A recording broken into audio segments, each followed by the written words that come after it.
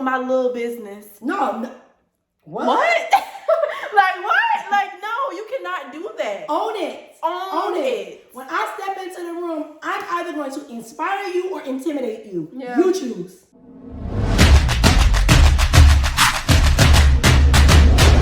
Hey y'all, welcome back to my YouTube channel. I am Kionnie, the responsible homegirl, and this is episode 2 of Think Like a Mogul. And y'all see who I have here. My mom, Tan Epps, period. So if you liked the last video, for one, I just want to say thank you because y'all, it went up. The views were crazy. Everybody enjoyed it. I got plenty of DMs, text messages, just saying how inspiring Naya's story was. So, I mean, watch this video to the end because it's going to get real juicy. You think?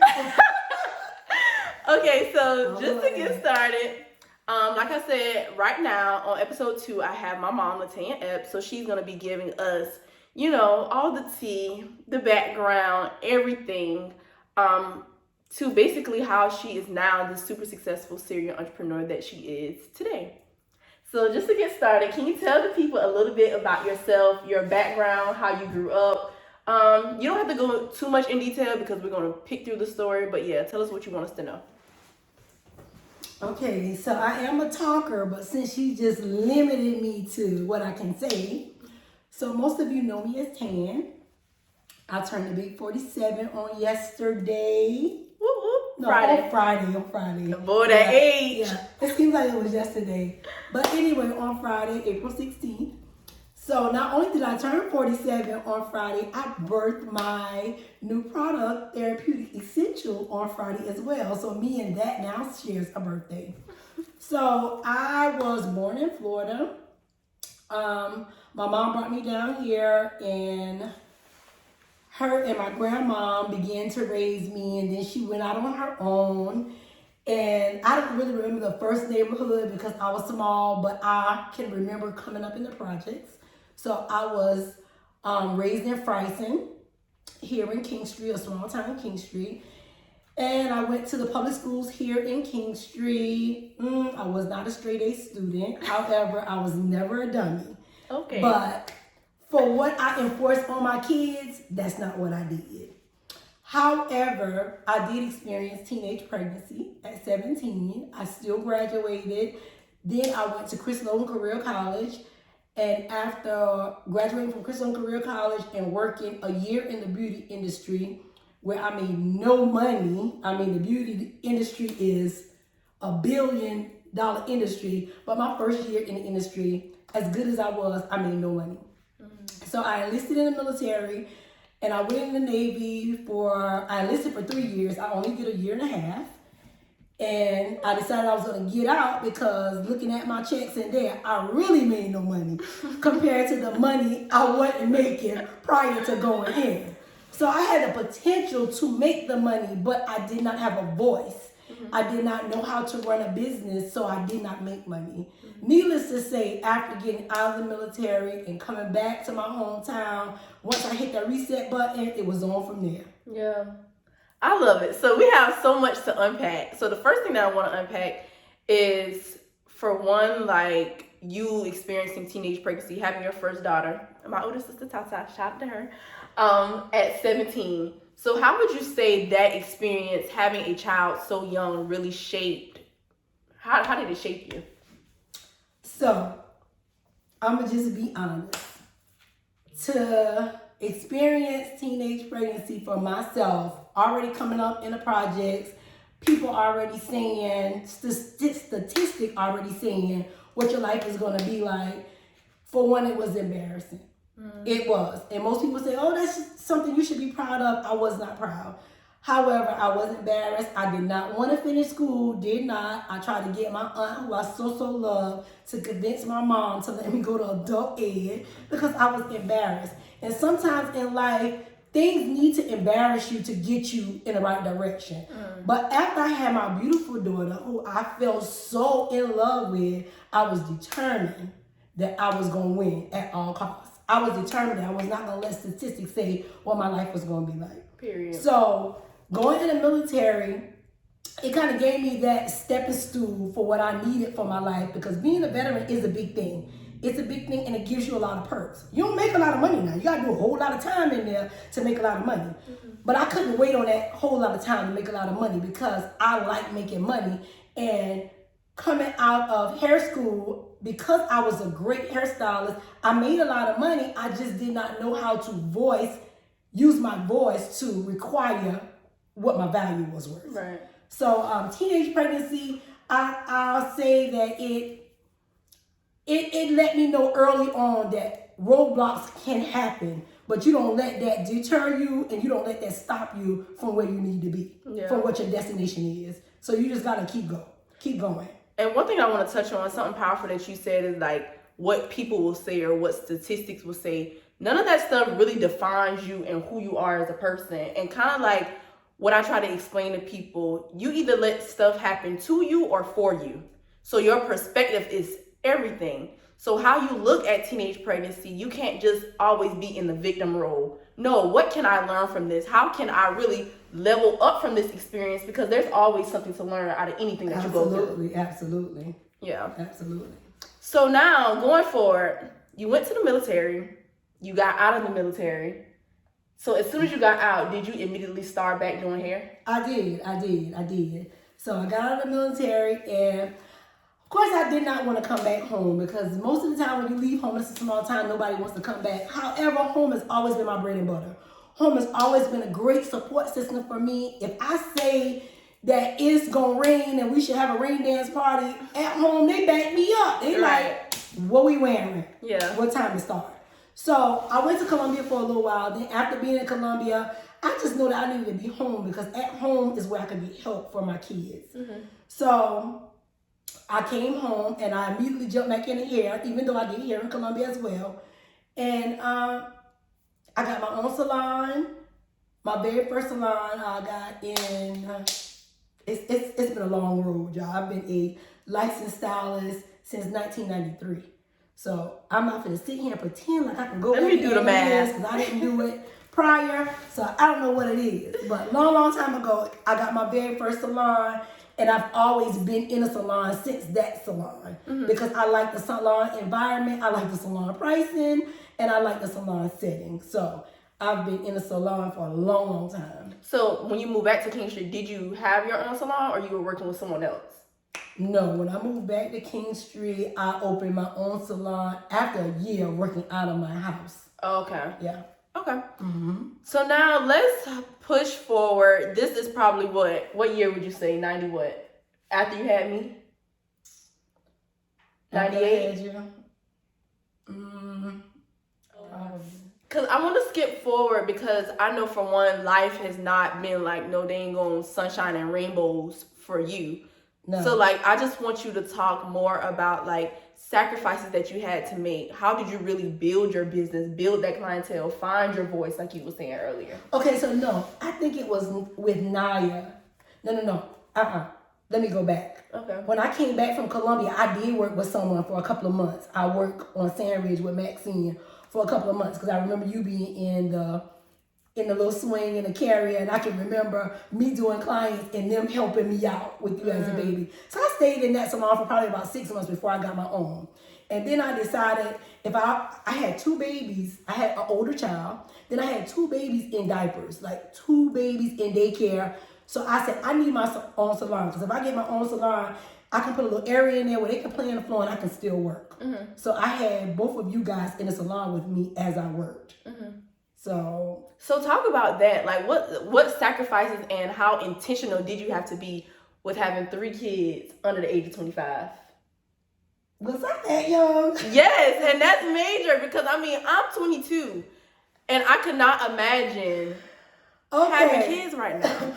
Okay, so in order for me to build my salon, I'm just going to be honest. In order for me to build my salon, I had to make up my mind that I was not eating out. I had to make a lot of sacrifices. Mm-hmm. I was not eating out. I was going to cook every day. I wasn't buying nothing. And if I bought something, it was going to be something we needed, like panties, panty liners, pads, like something essential. So I did that for a year. I was like, I'm not spending no money. And if my kids did something where I felt like I needed to reward them, honest to God, McDonald's, dollar menu, get 2 things because it was time to stack bread. Yeah. So I was putting that money up under that mattress faithfully, wasn't doing nothing because I knew I was going to build a salon. Because I could afford it, but I just did not see the value in paying for daycare with two babies, one being 160 and the other one being 85. I'm like, nah, I can keep these kids myself. I can do a whole lot of things myself if I make it make sense. Right. So I started the journey where I wasn't going to spend a dime. And when I say I can be real disciplined, I can be real disciplined.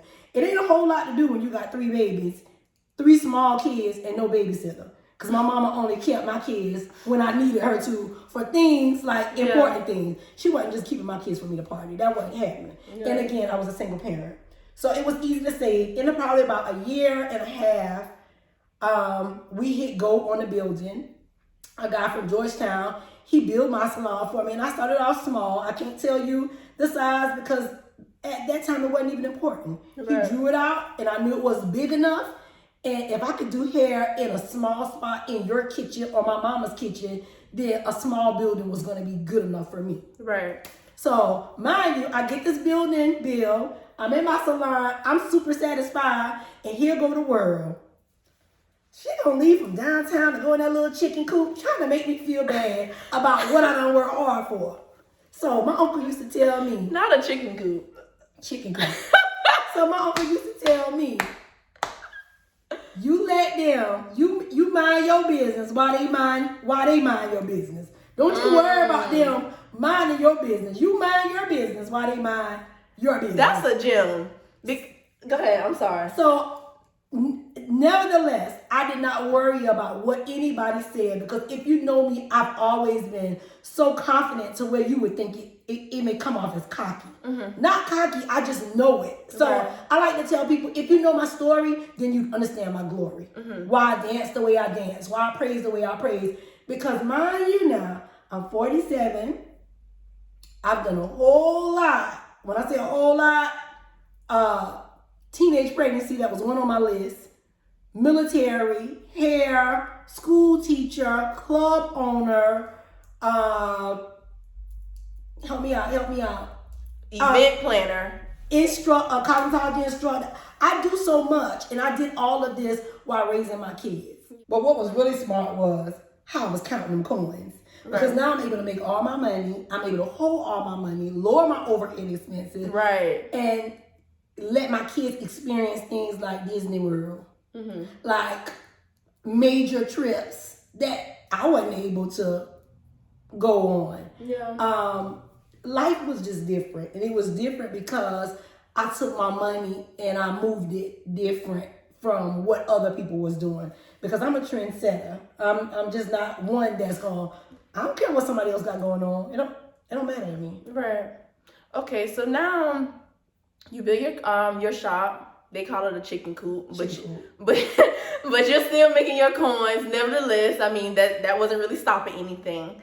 So I remember this was probably either my 2nd grade or 3rd grade year, whatever we had our house fire.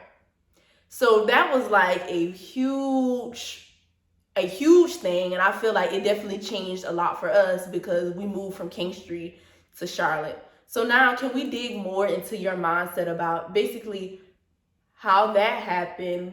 Did you experience any challenges from that? Did you feel like, it was God? What was the purpose behind that whole deal? And how did it help you? So here we go. I done got established, got my little salon built in the backyard.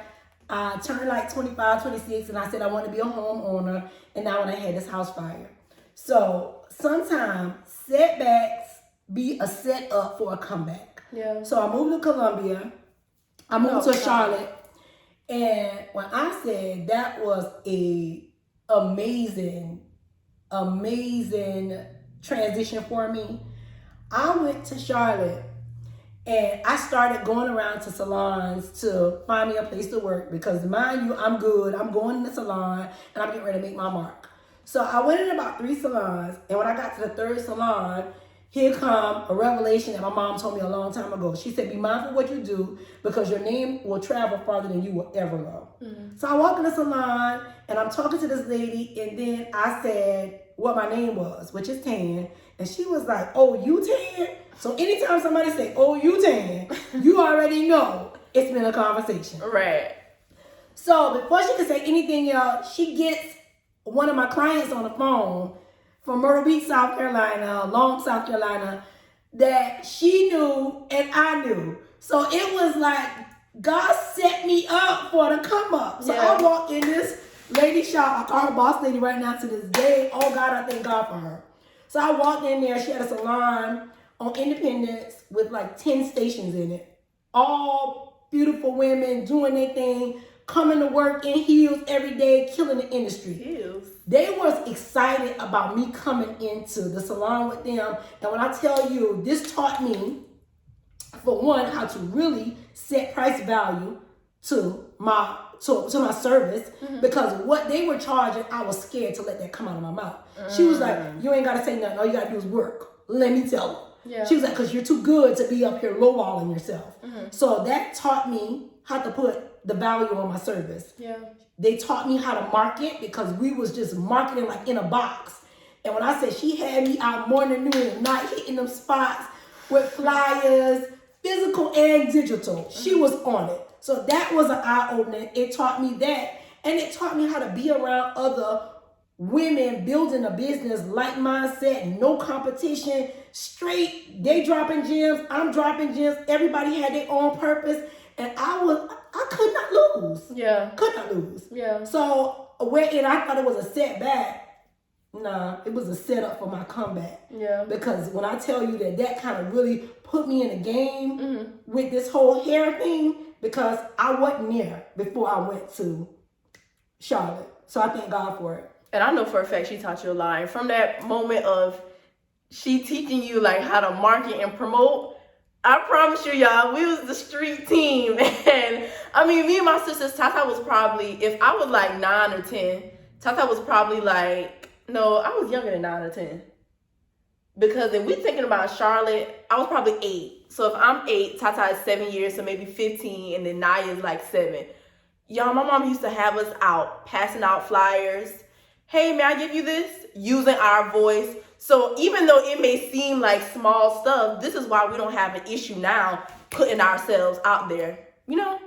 And they was embarrassed at first, but I used to tell them, if you don't hustle, you don't eat. You don't hustle, you don't eat. How you think we live like we live? When I tell you that Charlotte move taught me how to get myself in the game, I hit go and I ain't never looked back. Yeah. Just like that. And I love that. Yeah, never look back. So when you moved back to Charlotte, because we eventually moved back, let's talk more about, because you do so much. So I don't want us to just stay in the box of hair. I want to talk about you becoming a continuing education provider, a cosmetology instructor at the school, like whatever direction you want to go in, let's go there. So let's talk. When we moved back from Charlotte, we came back to King Street, and I was like, oh, here we go back at this town again. Of course, my clients, they was excited to see me because they was mad that I left to start with. Came back to my shop because my shop was still standing. The house fire didn't touch it at all. So it was kind of like nothing to do in the area. So I said, I want to create an environment for middle-aged people to come out and have an adult setting. So there I became a club owner. Tore the game up for about 5.5, 6 years. When I tell you that was amazing, I really, really loved it because I was already doing car bike shows, hair and fashion shows, back to school drives, just anything you could think of when it comes to events, I was already doing it. And to have a building to do the after party, to do teen night for the kids, because I wouldn't let my kids do anything without me. So to be the chaperone and to solicit other folks to be the chaperone, it was all an A+. So I did that, and after doing that for 5 or 6 years, God blessed me with another little bumblebee. So about to walk into 40, 39, thinking I'm super fine. Here I go. Another baby. Another baby. We were so excited though. So that was my little blessing. So right then I decided that I was going to get out of the club scene and I was going to start my cosmetology association to teach continuing education. So I started the continuing education association. I got approved by LLR. All of it went so fast. And in the midst of that happening for me, I also got an opportunity to become a cosmetology instructor at the high school that I graduated from. Yeah. So now I gotta decide, because I'm teaching these classes on Sundays and Mondays, and then I'm teaching school Monday through Friday. So I go to the school, and once I got the job, I called LLR and they worked with me to move all my classes from Monday strictly to Sunday. So I still was able to work the 2 out. So I enjoy teaching the kids and getting them prepared for state board. I did that for 4 years.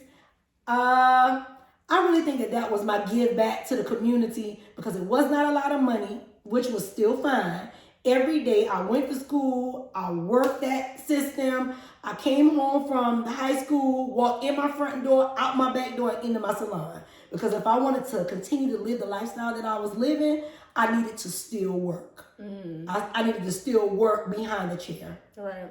But I feel like that was my assignment for God, because I have not my baby, but my yelling baby, Miss Trendon. Like, without me at that high school, she probably wouldn't have graduated. Yeah. So I needed to be like her guardian angel to walk her through that journey. So once she graduated, I just felt like my time had expired there. I had already did my little community service there, because them checks was too small. Because as much as I don't mind giving back to the community, I gotta secure the bag. Yeah. What challenges did you experience being a new teacher? Because I know when you first came on, you were so excited, like, we're gonna do this, we're gonna do that, and a lot of stuff you actually did. Actually did. You took them to Atlanta, y'all did a hair and fashion show, like, it was a lot of stuff. But what challenges came from that? Not having a lot of the needed supplies, not having a lot of needed support to do what was needed to be done. I set up where all of my Saturdays was devoted to those kids to get extra hours, because when I said the ball was dropped, the ball was really dropped on that program. So me trying to be a superhero, I mean, you can't do it by yourself. You really can't do it by yourself. But I'm gonna pat myself on the back, because I did do a lot. You did. Going in that year, they did not have an instructor from September to January. I went in January and I got my kids tested. I drilled my kids with that test. They said they wanted to go take the test anyway, and we went and took that test, and I had 8 students to pass the practical and 4 to pass the theory. That is major. Being there in a few months. Right. Every year we went to state board, we had great results every year. And every year it wasn't an option. They were going. Yeah. Without a doubt. Even if I eventually stopped doing my back to school drive and started taking the money from my back to school drive, investing it in my kids for cosmetology, just to make sure they had some of the things they need. So when we get to state board, we had already covered the stuff that was gonna definitely be on the test. Right. So what would you tell somebody right now who wants to be in the cosmetology industry, but doesn't have that opportunity through school, or, Do your research. Do your research, see what funds are available to you, and make up your mind that it's an investment for your life, and do it. Yeah. All you gotta do is start. Just do it. Definitely. So right now, as a new business owner, I am learning how important it is to be disciplined and consistent. So because you have been an entrepreneur for so very long, what can you tell people about building a business and staying the course, even when it gets hard? So, building a business, to start with, you have to do your research. You have to begin with the end in mind. So you have to be a forward thinker. Yeah. You have to think about the ifs. If this don't happen, if this do happen, the same way you think positive, you got to throw some negative on there, because life happens. And when it happens, you don't get to just throw in a towel if you want to win. Right. So I would just say, whatever it is that you want to do, to start with, do the research, build a team. And as you build a team, try to put people on a team that add value and that's gonna, what's the word I'm looking for? People that you can count on. People that you can count on to be in place, to do things that you need to be done. And you also have to, anything you ask somebody to do, you have to be willing to do it yourself. Don't try to give jobs that you won't execute. Right. So if I want you to clean the bathroom, I need to be willing to clean the bathroom. Right. If I want you to pass out flyers, I need to be able to pass out flyers. If you don't show up for yourself, you can't expect other people to show up for you. So for number one, you have to, after doing the research, you have to run the course. You got to execute with full power. Like, I'm doing this. Yeah. I'm doing this. So how would you, being that you have like been in multiple industries, would you say that like business across the board is just the same at the end of the day? No, it's not the same, but I mean, some of the building blocks, some of the foundational skills are going to be the same. So tell us about the foundational stuff. So that's your research. That's your overhead, your cost to know what XYZ is going to cost you. You're going to need a strategy. You're going to need a time frame. So that's like a goal. You set a goal and you put a time stamp on it. So you will have a time, an expiration date. I need to have this done by XYZ. Right. And then you execute. And after you execute, then you sit back and you observe. You be open to corrective criticism, and you be open to just the feedback regardless. And then you see what it is you want to change or what you want to do different. But with all my businesses, I'll say the one common thing I have in all my business is I serve people. Yeah. I'm doing something where it's helping somebody. Right. So I can take one business and kind of feed off the next, you know? And one thing that I like that you just said is be open to constructive criticism. And one thing I will say about my mom, she can and will learn from anybody. She don't care if you're 22 like me or 67 like my grandma. Like, she will continuously learn and learn and learn. So how do you keep yourself relevant? Because I feel like that is something that a lot of people struggle with. Like, they'll get the momentum, but they can't keep the momentum. And I feel like that's key in business. Because consistency is key. Right. So how do I stay relevant? I just keep myself in the loop. I mean, I know what's trending. I show up reliably every day. I show up. Yeah. Like, I dress the part. I look like what I want to attract. And I just show up in everything I do. And if you really kind of look at my businesses, real estate, cosmetology instructor, the CEU classes, that's a cosmetology instructor, the product line I just launched, in my salon, if you kind of look at my marketing, you'll see the common ground where everything can be tied to the next thing, like my energy. My energy is the same because I'm passionate about all of my businesses. Right. So where there's passion, most of the time it's purpose. Yeah. That's how I'm able to be passionate about it, because I'm serving a purpose in it. Right. So because I get an enjoyment out of doing everything that I do, all I gotta do is show up. Yeah. When I show up, I just run the business. Yeah. I run the play easily because I show up. And it's in me to do. So if it's something you like doing, it's gonna come natural. It's not even gonna be hard. You don't get no days off. I was just about to say, That's a fact. but sometimes it is hard to show up. Like, some days I would rather sleep a little longer. I'd rather have me a little day off. You know those days when you don't want They to. come, but they balance out, because at night when it's 1 o'clock and I get this idea out of nowhere, and I gotta get my flashlight and my ink pen so I don't cut all the lights on, that's making up. I'm up right then. So if I want to sleep an hour later, it's okay, because I was up at 1 or 2 o'clock brainstorming, writing it down. Right. You know? So those days do come. I'm not gonna say overexhaust yourself, Right. but I'm just saying it ain't no sleep time. It's always grind time for me. And because I like doing what I do, the grind, it's just easy. It's easy to do. It ain't hard. Yeah. It ain't hard. I'd be like, Mom, I'm so tired. Okay, and what? I'd be like, girl, leave me alone, please. Can I please take a break? Well, I'm convinced that I'm a workaholic, but the work I do, I love.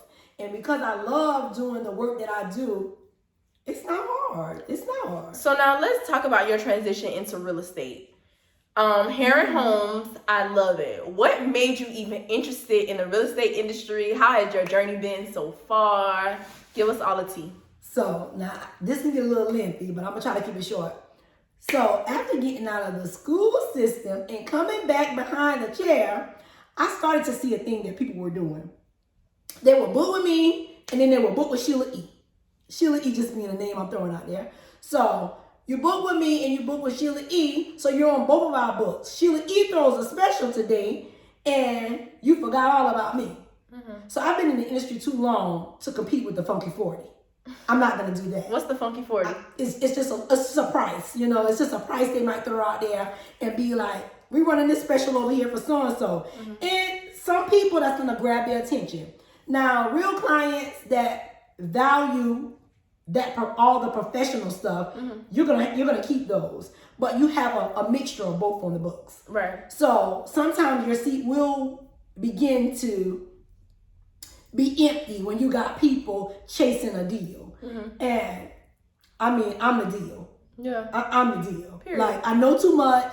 I get too much education. So I'm the deal. I mean, what you see is what you get. I'm gonna steal that. I'm the deal. So not only that, I started to experience a little bit of knee pain behind the chair. So I said, I gotta find me something that I can still serve purpose, I can still help people, and I can still make money. So I began to do the research. And doing the research, I started talking to people. I had a client that was already an agent, and I kind of watched her journey when she transitioned, and we started having the conversations.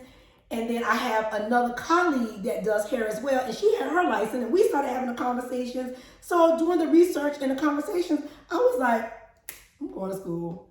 So I went, I did that. Going to school was one thing. Graduating, passing the state board, getting the license was a whole nother thing. Now getting in the industry is when reality really hit. You ain't ready. So now it was time to do more research. Right, be real with us. It was time to do more research. But it was okay because then the pandemic hit. Saved my life. So the pandemic was a blessing for me because, again, I'm a workaholic. So when they came through and say that I couldn't work, that was something I would have never done on my own. Never. I would have continued to work in the salon. So with them giving me my time off during the pandemic, it gave me more time to get on different trainings, different seminars, do more research. So I'm writing, I'm reading, I'm listening, I'm taking it all in. So when the doors open for us to go back out in the world, hey, I'm ready. Yeah. All I need is a client. I'm ready. So it's time to run the play. And that's just what I did. I love helping people. People pay rent. I mean, people pay top dollar rent. Top dollar. 7, 9, 12, 14. It just makes no sense to me.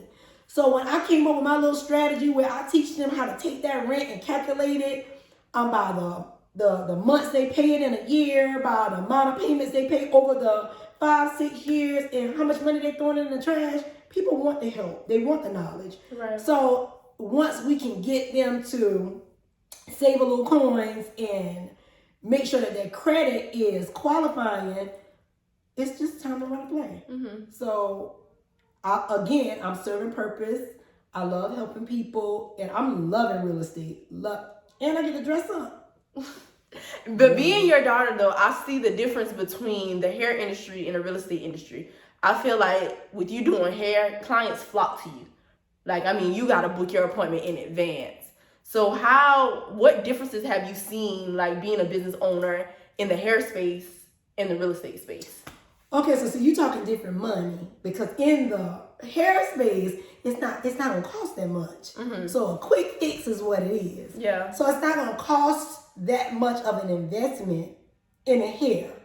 And in actuality, you can't go without. You need both of them. Yeah. You need a place to stay, and you want to look away. Right. You know, you want to look away. But which one is easier to attain? A hairstyle. A hairstyle. So they flock to me because that's the one that's the goal with that timestamp that you can get next week. Right. So it's easier. With the house hunting, being a homeowner, that's a big investment. It's a really, really big investment. It's a really, really big commitment. And it starts with you. Yeah. So you have other things to do other than just sign up. Right. You got to get in position. You got to get in position for homeownership. Yeah. However, it's doable, and I mean, I love all the clients just the same. Harold Holmes, I got you. Okay. So, of course, I am doing Think Like a Mogul this entire series because it is Financial Literacy Month. And I didn't ask Naya about this, but I got reminded about it after the fact. But what would you say is some money advice that you wish you had in your 20s, or just some money advice, period, that you still apply right now? So, some money advice I wish I had in my 20s. That's the first one, yeah. Being a hairstylist, I can't even front. We make a lot of money. We make a whole lot of money. We make a lot of money. We blow a lot of money. We blow a lot of money. A lot of times as hairstylists, our money is already spent before it even hit our pocket. Why you say that? Because we got plans and it ain't even in our hands.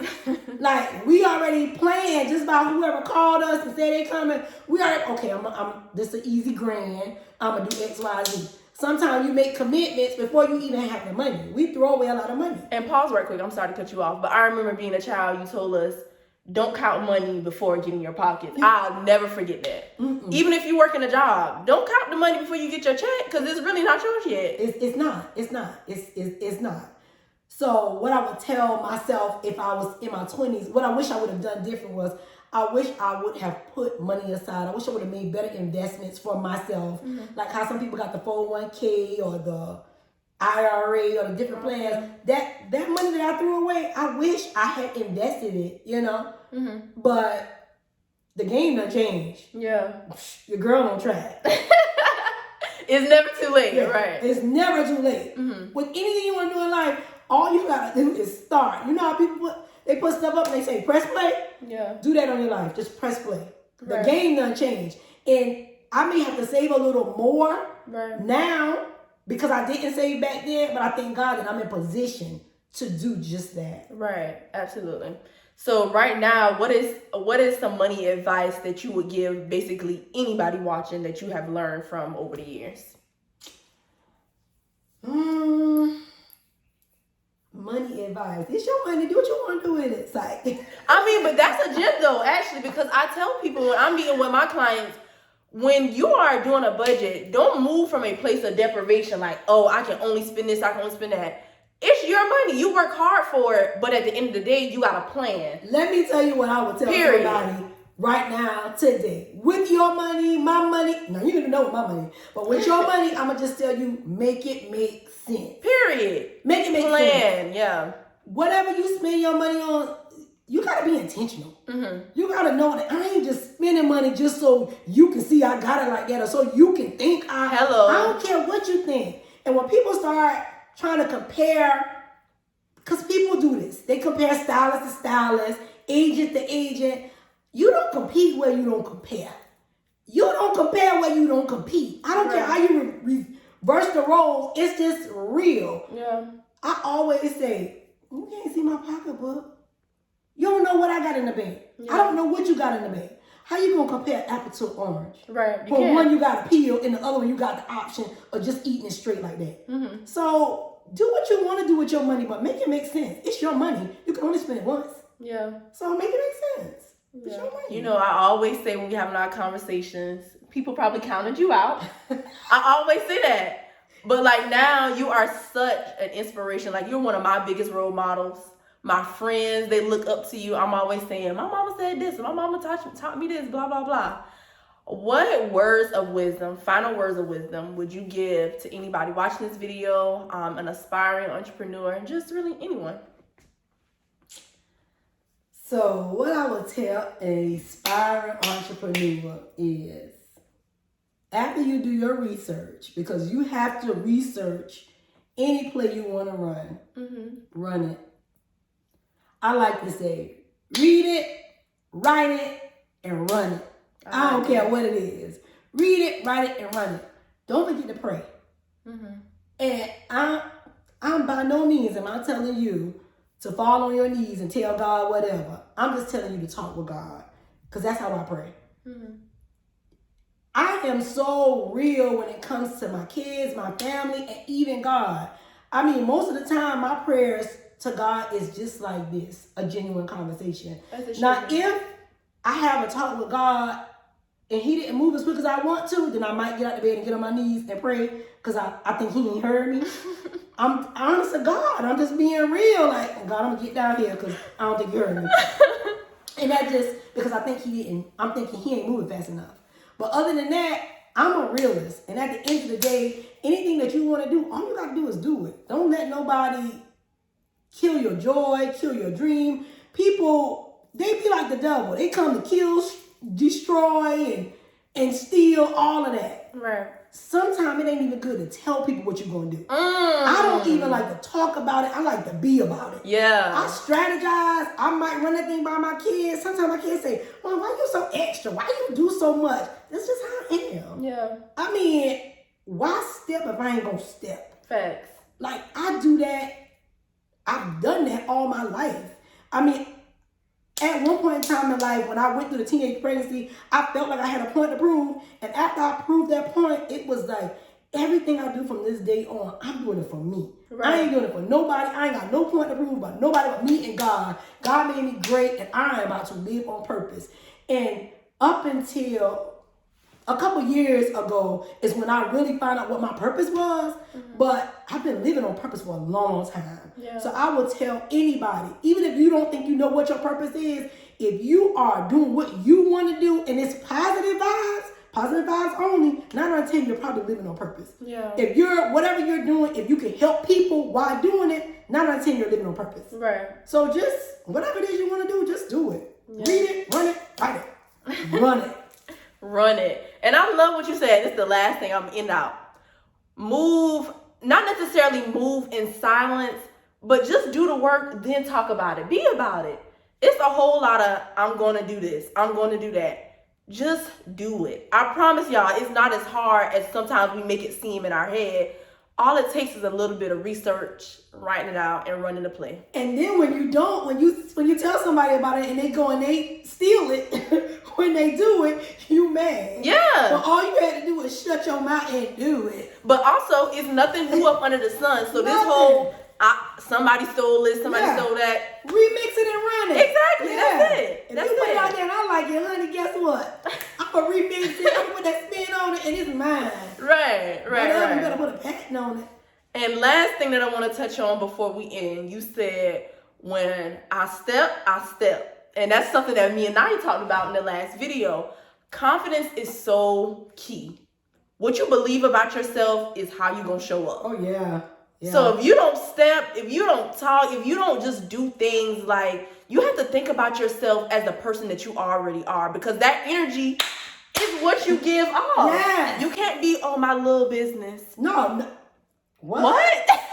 Like what? Like, no, you cannot do that. Own it. Own it. When I step into the room, I'm either going to inspire you or intimidate you. Yeah. You choose. Yeah. I'm going to inspire you I'm not going to shy down for who I am. Right. When I walk in that room, I'm there. Yeah. Hey, hello. Yeah. I'm here. Yeah. But that's honestly something that I used to battle with, because I'm just like, what are they going to think about me? And I'm just being real. Who cares? I'm just being real. It took me a while to get to a place of owning my boldness, owning my greatness. Mind you, she was not raised like that. Right. But just being in the outside world, sometimes those things will get attached to you and you just be in your head for nothing. Yeah, not me. Mm-mm. So I'm just being real. Like, if you're that person that tries to dim your light because of other people, I'm here to tell you, don't do it. Yeah. You're only doing a disservice to yourself. Exactly. But also, when you walk in your authenticity, you walk in your boldness, you give other people the power to do the same thing. If you're 100 proof, just be there. Don't water down yourself. I'm 100 proof, baby. Okay, y'all. I hope you enjoyed this video. Mom, thank you for being on. This is the OG. The reason why I act the way I act. You know, everything that I feel like she went through, she experienced, it was always a learning lesson. And from a very young age, my mom was always teaching us the game. It didn't matter if we was 6, 7, or 17. Yeah, absolutely. So no excuse. Right. I gave in the game. Right. So I say all that to say, I hope you got some sort of inspiration from this video. Please like, comment, subscribe, share it. If you know anyone interested in hair or home, Hit me up at 843-230-5023. Hit me up on Facebook or IG at Tan is my realtor. Yeah, and me at The Responsible Homegirl. Bye, y'all. See ya.